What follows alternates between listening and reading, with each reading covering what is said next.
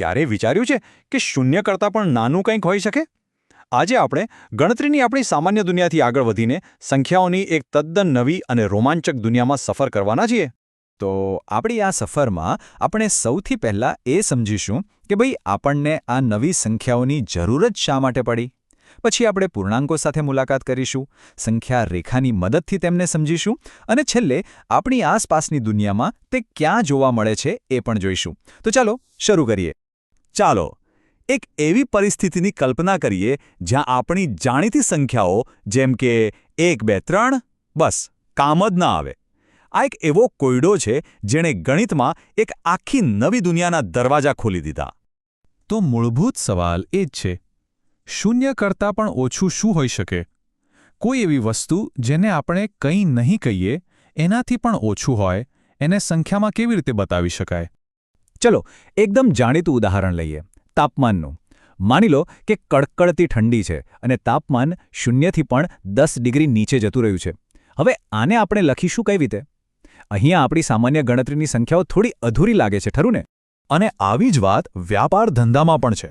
નફો થાય એટલે કે પૈસા ઉમેરાયા, પણ જો નુકસાન જાય તો? નુકસાન એટલે તો શૂન્ય કરતાં પણ ઓછું, જે આપણને ફરી પાછા એ જ સવાલ પર લાવી દે છે. તો આ બધી સમસ્યાઓનો ઉકેલ શું? વેલ, એનો જવાબ છે સંખ્યાઓનો એક આખો નવો સમૂહ. ચાલો આપણે સંખ્યાઓના આ નવા પરિવારને મળીએ, જેનું નામ છે પૂર્ણાંકો. તો આ પૂર્ણાંકો છે શું? જુઓ, બહુ સહેલું છે. એમાં આપણી બધી જાણીતી ધન સંખ્યાઓ એટલે કે 1, 2, 3 તો છે જ.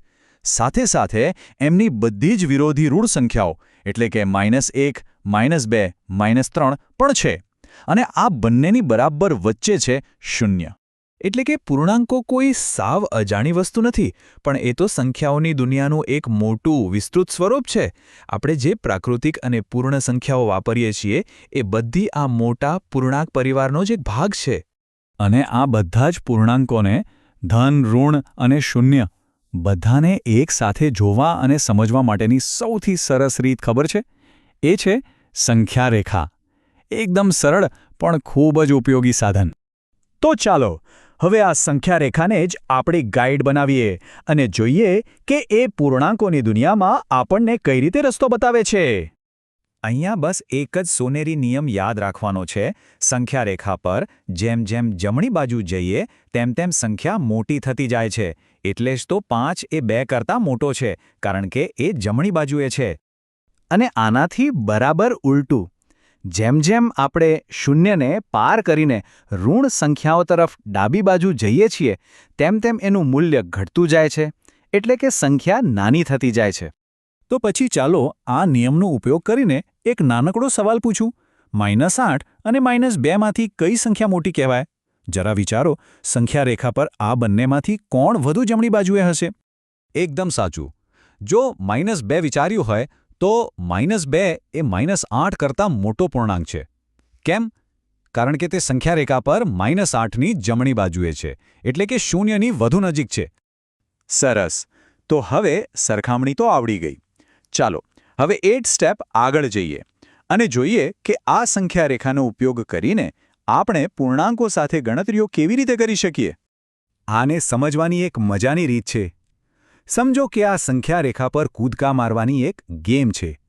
જો ધન સંખ્યા ઉમેરવાની હોય તો જમણી બાજુ કૂદકો મારો, અને જો ઋણ સંખ્યા ઉમેરવાની હોય તો ડાબી બાજુ.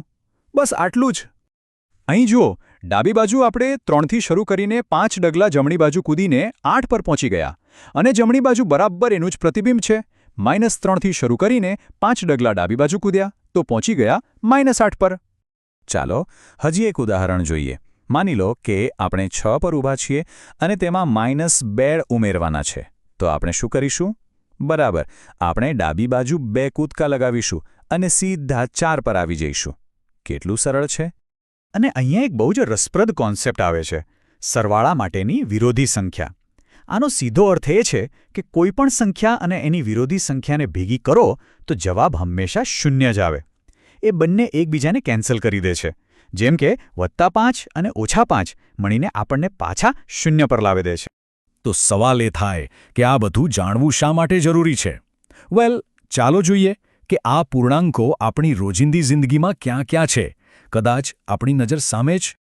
અરે પૂર્ણાંકો તો આપણી ચારે બાજુ છે. શિયાળામાં તાપમાન 0થી નીચે જાય છે ને, એ ઋણ પૂર્ણાંક છે. દરિયાની સપાટીથી નીચેની ઊંડાઈ, બેંકના ખાતામાં પૈસા જમા થાય કે ઉપડે, રમતમાં પોઈન્ટ મળે કે જાય, આ બધું જ પૂર્ણાંકોની ભાષા છે. ટૂંકમાં કહીએ તો પૂર્ણાંકો આપણને સંખ્યાઓનું એક આખું સંપૂર્ણ ચિત્ર આપે છે. એ આપણને માત્ર આગળ વધવાની જ નહીં પણ પાછળ જવાની પણ ક્ષમતા આપે છે, અને આ બધું જ શૂન્યની સાપેક્ષમાં માપવામાં આવે છે. તો આપણે જોયું કે પૂર્ણાંકો માત્ર ગણિતના પાનાઓ પર નથી, પણ આપણી આસપાસની દુનિયાને સમજવાની એક ચાવી છે. હવે સવાલ એ છે કે સંખ્યાઓની આ નવી દુનિયાને જાણ્યા પછી આપણને હવે પછી પૂર્ણાંકો ક્યાં જોવા મળશે? આસપાસ નજર કરતા રહેજો.